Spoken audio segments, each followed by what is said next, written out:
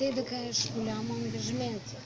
Да гледаш възрастен човек, ангажименти, разбира се. Става въпрос, че какво ще бъде, тя трябва да плаща половин надница. Толкова жълти стотинки събрахме. Все пари. Злато, радвай се. Аз ги бях събрала.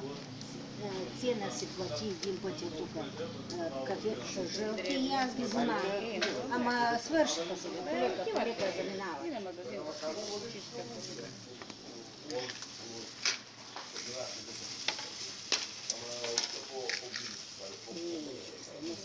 Жени колко жълти има? Само дете му прикажа, че аз съм Вчера била. с Аните съсуват ми дадоще. Ето. На купа, на Нела. Ето ви един лев.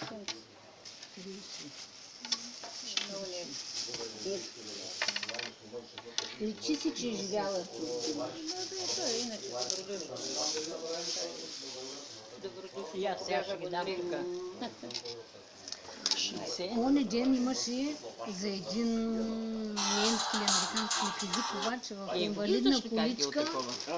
много известен и мислех да я питам дали са учени за него.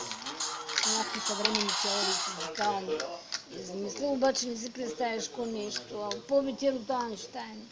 Изкривен, на инвалидна количка не може да върви. Е, слагайте ги тук на табло, защото 40. прибере всичко. 50. Тук на тази? 60. Ти си харчи за колко смята, бе? Който с млякото. 70. Те ми харписах. Има и за утре. И какво направи сега? Ги дели и пак. Ами, пак да ги прочета, че да ги объркаме. Да. 70. Какво не дори? Днеска не дори, ще готви си. О, имам от зеления боб на... Жълтия боб на Араки, така имам за една супа с Това днеска да слив. направим.